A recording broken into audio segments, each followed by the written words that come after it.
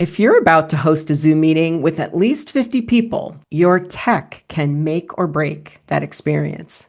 I think if you are an entrepreneur using the online space to do business or meet with your clients virtually in one way or another, this decision about your computer is the one decision that can get you to stop winging it on Zoom and to finally mastering Zoom professionally. Welcome to the Virtually Reimagined Podcast, where today I will answer the questions around what equipment is necessary and why when Zooming. I was talking about this last week in my tech collective. One of our members was looking for a new computer and wanted some guidance before purchasing. And I always ask, when people say, do you think this is a good computer for me to buy? I want to have the right computer when I run my next Zoom. And we're talking specifically when you're hosting today, because when you're hosting, you want to appear and have it be real on camera professionally and be glitch free. That's what our objective is. And your equipment is the foundation for that. I always say here that your equipment is your virtual office. So let me set the scene for you and talk about what brings you to this point to choose. And,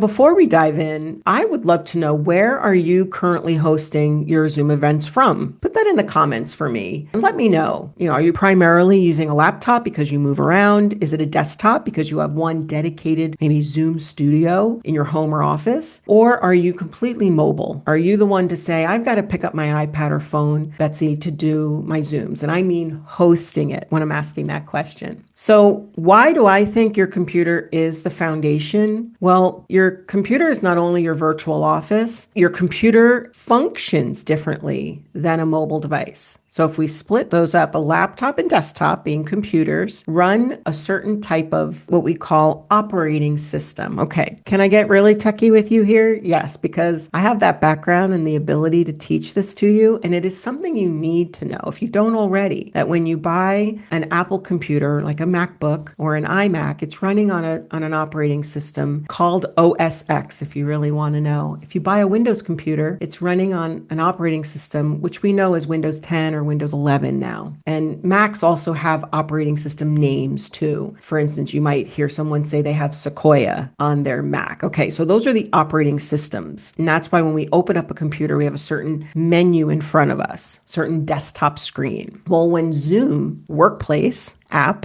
is installed on a computer, it runs from an application. And that application needs a certain type of computer processing power to run. If, however, just so you know, you're running on a mobile device, an iPad or an iPhone, let's say in the Apple world, that operating system is mobile and it's actually called iOS. So when you upgrade your mobile device, that it has an iOS, has a certain version number. If you're on a Samsung device or a Motorola or an LG, those devices run on what we call Android. And then there's Google phones and such. Just to divide the two, a mobile device has a different type of operating system. And Zoom Workplace can be found inside the Google Play Store on Android devices or inside the App Store on Apple devices. And it can be installed on those, and you can host a Zoom meeting from them as well. But you're not going to get all of the built-in features as a host that you do when you host on your computer. So that's why today I want to definitely focus on the tech surrounding this. The foundation is your computer for those reasons. When you go to purchase your computer, you are given a set of specs, the system specs. If you go to any website, now, I'm not here to tell you what type. We could certainly have that conversation, and you want to ask me those questions, please do in the comments. I have used both. My company is both Windows PC and Mac, so I support people on all applications so that I can teach you how to use any computer that is out there. But primarily, I want you to know that inside, the computers run off of a processor chip and also what's called memory, not the hard drive space per se, but what we call RAM. And the RAM has to be a certain amount. So when you're buying the computer, you're shown for that computer at that price, it has a certain set of specs. that it comes with? Well, you want to make sure that it meets Zoom's system requirements, which are available on Zoom's website. So you can go there, get the system requirements where it says, in order to run Zoom, you must have this at a minimum. Now, a minimum doesn't mean buy a computer that is actually that, because if you have in your budget the ability to buy something that is even twice as much, I'd highly recommend it. Twice as much RAM or twice as much processing power. I highly recommend it. And here's why. Depending on the type of meeting that you're planning on hosting, the more processing power you'll need. And I'll give you an example. So at the top of this episode, I asked you if you're planning on running a meeting that is at least 50 people or more. The more people you have in a Zoom meeting, the more people that can turn their video on and can be live on video and all those the gallery of little video thumbnail images, that's going to start working at the processing power that your computer can do. And it works in tandem with your internet connection as well. And so we're going to talk about that in a few minutes. I want to ask you too, have you ever noticed your computer slowing down or freezing during a Zoom event? How did that affect your presentation? If your video's freezing, it impacts it greatly. And these types of freezing moments or glitches or your computer being a lag can be from a number of components, which we're going to get into right now. And I've experienced this too. There are times when I get on my computer and I realize, because of what I'm demonstrating for you, especially the videos that we have on our Zoom Playground YouTube channel, that many times I realize I've got to stop the recording and actually restart my computer, because maybe I've had my computer on for many days in a row. Yes, computers go to sleep for us, but if we have not fully shut down that computer, it's possible that all of that processing power is not being utilized in the way that we want. So when we think about setting up to host that Zoom event, and you know right off the bat that you're saying, yep, I have met those system requirements that are on the Zoom website. I have exceeded them. Let's say that. I have exceeded them. Well, now there's some other equipment that comes into play, starting with your camera, because the computer that you're buying most likely comes with a built-in webcam. And so I want you to make that decision or confirm for yourself. Does it have a built-in webcam, or are you going to use an external webcam? And if it's built in, what is the quality of that camera? I recommend that you aim for a 1080p camera. So that's a term that means how high quality that camera is. And if you go into researching some of the best webcams that are out there, you will see that that number is a baseline for where you want to meet with quality. That means, in layman's terms, that when you are recording yourself inside Zoom, you want that recording to be high quality and not pixelated or fuzzy. And as I'm going to get to, there are other components that lead to whether that recording does look high quality. But if you don't have a quality webcam, the actual camera, then you're starting at a point much lower than you would like to. In addition to the quality of the camera, we want to talk about placement. And with a built-in webcam, especially on laptops, you may not have that camera at eye level. And that's what I recommend. That's a best practice. So when you want to look professional inside this Zoom room, you want to be able to look eye level into that camera. And if your laptop is sitting on a table, you're most likely looking down into that camera, not eye level. Some of the equipment you can use to add on is like a laptop stand. You put a laptop on a stand, and if you don't have a stand, you can put it on a box, put it on a stack of books. That raises up the laptop so that you can be looking directly into the camera eye level. And then, yes, mine is raised up on a laptop stand right now. When you do that, it also gives you the ability to push the camera away from you. You want the camera at least maybe 1.5 arms length away from you. And so that's going to place your keyboard away from you as well. And so someone like me that demonstrates on my videos or during my Zoom calls, I need to have my keyboard near me. And so one of the things you might want to add on is an external keyboard that you can keep near you so that you're not leaning over. So I'm curious, what type of camera are you using right now? And is it giving you the quality that you want for your recordings? Do you know what the quality is? If you're listening to this right now saying, well, this is interesting, but I don't think I'm going to upgrade my computer. This is interesting. I'm going to definitely use this for the future. Maybe I just need to upgrade my camera. So another way to add on and upgrade your equipment is to put a webcam and connect it independently of your computer. So imagine right now I'm sitting at a table, and right over there behind the computer is a space on the floor where I can put a tripod and put my camera in that tripod. You can do that as well. And then that camera will connect to your computer. And then you upgrade your camera, but you keep the same computer you have. Very possible solution. So I want you to also keep in mind that when you connect things to your computer, that your computer has certain plugs in the sides, ports, we call them. And USB is very well known, has been for many years. And then an upgraded version of that port came to be, which is USB-C. And now, why do these ports change? Well, as technology changes and upgrades, so does the need for speed, per se. It's true. We want things faster and processing faster and sending information faster. And so these ports, they not only change shape, but they change their ability to send data faster. And so you want to look into your computer and what ports it has before you purchase it. And you might need some little add-ons like a USB hub. Maybe you need to plug in more things, and that will make your setup even more professional because you have everything plugged in one place. Now, something I have plugged in right now that you're listening to me on is my microphone. So even though my computer has a built-in microphone, I have added on this external microphone, and it comes in a stand. So it sits independently from the computer on the desktop. This has been a new space that I have been adding to, and I noticed that in an empty room, I might hear a bit of an echo. So something I might do is add on an arm, a boom arm, they call, and the microphone sits in there so that it is suspended, and I can easily adjust it to my face where I'm speaking. And the closer the microphone is to your face, sometimes the better the sound. That way I don't have to bend down like this.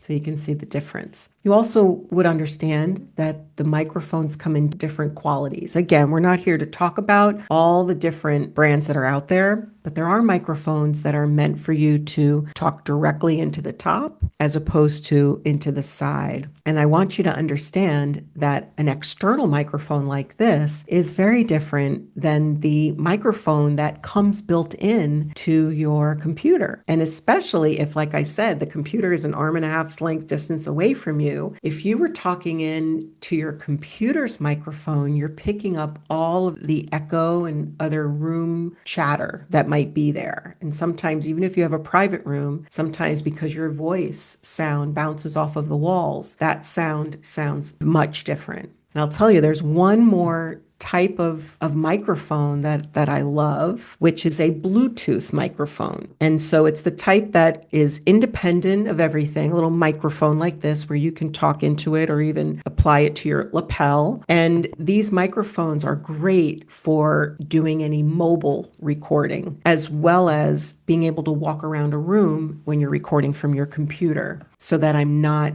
tied to this one seat. So definitely look into a Bluetooth microphone for those types of recordings. Now, the quality of your recording, as well as your live presentation and your live video. Now, you're seeing me right now. I am in a room with proper lighting. I am using the daylight, so there is a window in front of me, and I'm using that window for the daylight that I have. If I record into the night or have a presentation in the nighttime, I'm not going to have that window as my light source. And so what I have to the left and right of me are lights that are independent of my computer. They're not even plugged into my computer. They are plugged in directly to the power source. Even if it's a USB or USB-C, you can get plugs that allow you to plug in directly either to a power strip or to the outlet in the wall. And these come in different shapes and sizes. I recommend that you get a light that stands at least, I'm going to raise my hand, at least an arm's length above your head. So, 3/4. These stand about an arm's length above, and I mean the light source is about an arm's length above my head or more. You can get taller tripods. And the reason for this is, first of all, it fills the room with light. The other thing is if you're an eyeglass wearer, that's going to remove the reflection in your glasses. Those can be described as either a panel light, a softbox light, as opposed to a ring. And so keep that in mind when you're looking for those.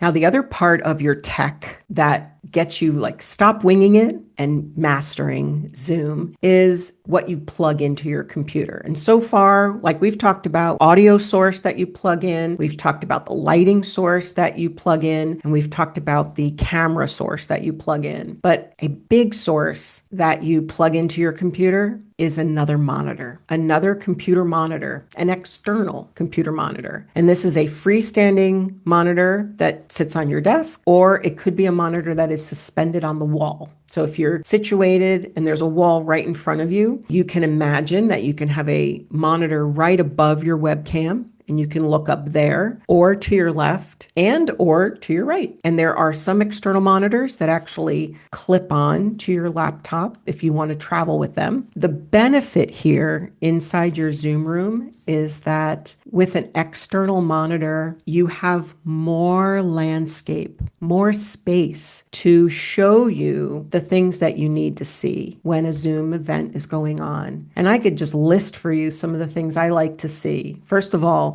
and most importantly, I love to see the people. And so I love them right on the screen in front of me because I want to look into the camera. That's what they see. That's what you see right now. I'm looking right at you. And when I'm on Zoom with everyone, that's what they see. Now, if I wanted to glance down and see everyone, I could do that. That would be very easy if they were right in front of me. But that's going to fill my entire screen, and that's the screen that comes with my computer. If, however, I can look gently to the left where I have another monitor, that may be where the presentation is. And that's the screen that I share into the meeting. Now, if I had another one to the right or another one above it, these are sources where I can put maybe extra resources or extra websites that I want to refer to. Maybe I'm going to share a link in the chat. Maybe I'm going to put the chat over there so that I can look at it if I need to monitor it. Maybe I'm going to look at the participants list. These are all types of resources inside your Zoom meeting. So if you need some instruction on how to use Zoom and how to host it and understand these tools, I recommend that you watch a video on our channel called The Beginner's Guide to Zoom. We have a 2026 version because Zoom updated when 2026 came about. But we also have a 2025 version, which has some instruction in there. So I recommend that you watch both of those. And we'll put the link to those videos in the description below.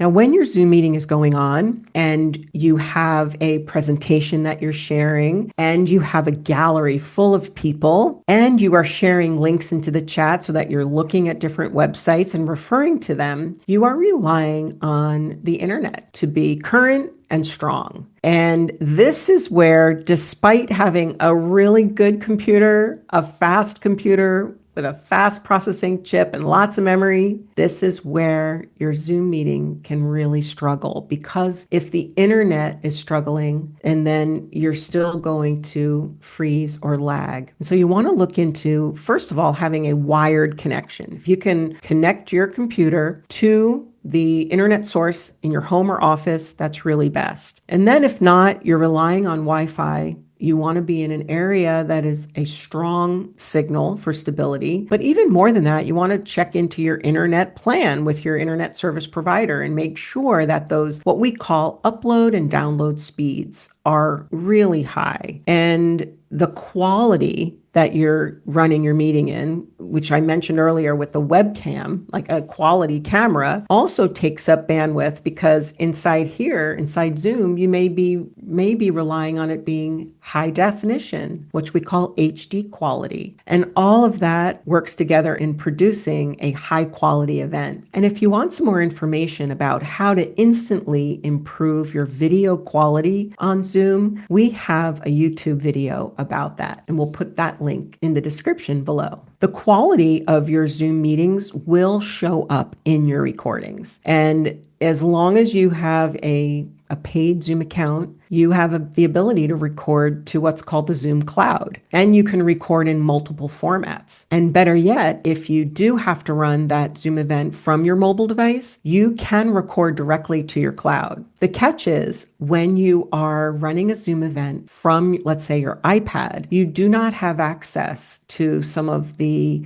engaging features like breakout rooms. If you wanted to run breakout rooms in your event, you would have to have somebody on your team start the meeting from a computer and at least make you the co-host so that you could open up breakout rooms and have people engage with one another in separate meeting rooms. It's one of the engaging factors of Zoom that really sets it apart from the rest. Fortunately, you can set up the Zoom polls, and you can also run a Zoom survey, and you can share a Zoom survey link in the chat, even when you are hosting from your iPad. And you can also annotate on a whiteboard from your iPad, which is fantastic. So having a touchscreen device is really terrific. You just want to know in advance when you are hosting and starting that meeting that you take all of your planning into consideration and map out that Zoom meeting ahead of time. And I'd love to know, have you ever run a Zoom event from your mobile device? I would love to know your experiences. These are the things that I get to hear from in the comments. So please comment below and I'll get back to you on some of my tips that I have for you on using your mobile device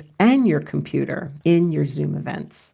So if you put it all together and getting that right tech so that you're not winging it anymore on Zoom, where we've taken you on this journey is starting with your computer. Is it a laptop or a desktop? If it's a laptop, what do you have it on? Is it raised up so that you're eye level with your camera? And is your camera built in or is it external to the computer? And is it high quality? Is it a high quality camera, which we call 1080p? Are you using external monitors in addition to the computer that you use for starting and stopping the meeting? And is your microphone, is it built in or is it external to the computer? And how is that plugged in? Do you have proper lighting? And where are those situated in the room? And how are you getting internet connection? Where is that coming from? And what is the speed? These are all of the components that assure you that you are going to have smooth hosting, a polished presentation, and professional recordings. I can't wait to hear which part of this setup that you know you're going to implement first to improve upon your next Zoom event. So thanks for tuning in to the Virtually Reimagined podcast. I hope this episode gave you that inspiration you need for purchasing new equipment, researching what's next, maybe even upgrading a piece of what you have already. And if you loved what you heard,